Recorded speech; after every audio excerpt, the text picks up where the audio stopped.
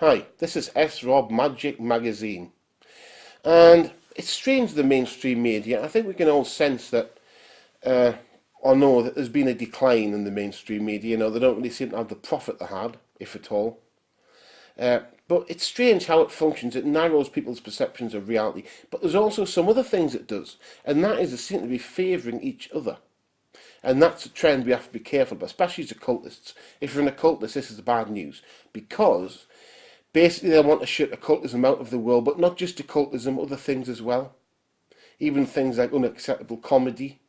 Things do get banned and stuff like that. Things that really, I'm not talking things that really are awful, just things that someone disagrees with. But they are favouring each other. And if you look, for instance, on the Internet Movie Database, you'll find it. And you'll find people on there. I'm on there. Strange, I know an author being on that, but I am actually on. You can put S dot and leave a gap and then put Rob. But, people's rankings moves up and down. But an interesting thing, you tend to find that people who are on TV tend to have more opportunities to make money, usually, not always, than people who are big on the internet. I'm talking equivalent level of fame. I'm not talking people who are at the very, very top, okay? I'm not talking necessarily the very, very most famous people. But they seem to have more opportunities. And you say it a lot, okay? I mean, I'm an author, I write books. But a lot of people don't. Basically, a lot of people have a lot of fame, relatively speaking. Not like Tom Cruise or Arnold Schwarzenegger. They have quite a lot. And yet, it doesn't always spin into things. Now, people just accept, it's just the internet. But it's actually not. What it is it's simply the mainstream media favouring itself. You might say, why should I worry about this? Well, think about this. Where do loss-making companies get the money to pay people millions of pounds for, things that are basically going to make a loss? Where does the money come from? Does it come from banks? Well, yeah, but the bank money, that's your money that you put in the bank. Do you know what I'm saying? That's actually your cash. So they're giving your cash to them. And you've also got, I suppose, the government. How can the government do it? They can do it through grants. They can do it other ways as well. They can, for instance, say, we want you to put an advert in the newspaper for us that will cost this amount. They can do it like that. They can simply, make sure that they employ their services so they can send money from the government, your money to them.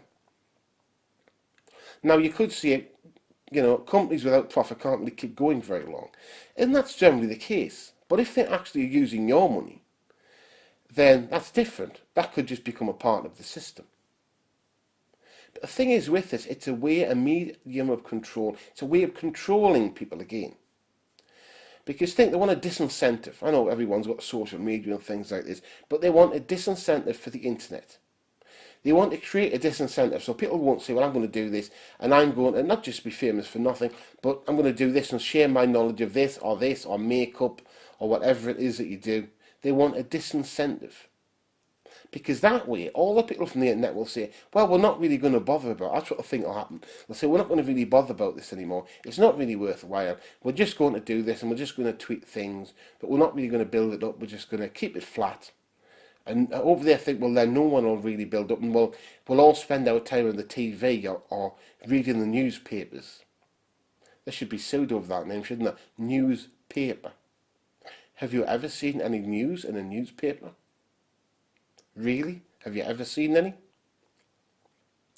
But we can see it's a way of controlling. And that means, what do we have to do? We have to do the same thing. We have to help each other. We have to tweet, retweet, share. We have to comment on things. Not the things that are commercially made by the BBC or these other big companies or things like this. No, we have to share stuff from individuals or very small companies. Because if we do that, we are helping ourselves have a larger range of options and an understanding of a larger range of things. And we're also meaning that they'll realise that just keep chucking our money at these companies isn't a good idea. It's not doing what they want. And they'll get to a point they'll have to accept it. They'll just have to accept that that's the way things are. And this, of course, it does damage the occult. Not occultism itself, but the amount of people that know about it. Because what we end up with is a situation where people can't learn about the occult, or they don't know about it. Because let's be honest, if you don't punch the right things into a search engine, you won't find out about real magic, about occultism, sorcery, witchcraft, whatever you want to call it. You won't find anything about it unless you put the right terms in.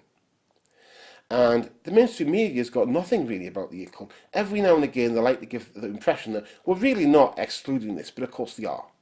They do exclude it. Because they don't really want a load of free-thinking individuals. They don't want free thinkers. They want people who will do exactly as they're told and go out and buy the useless crap that they have been advertising for decades and decades and decades. But you don't have to do that. You can have occultism, real magic in your life, but the most important thing is to share things. Share things, comment, help yourself become free.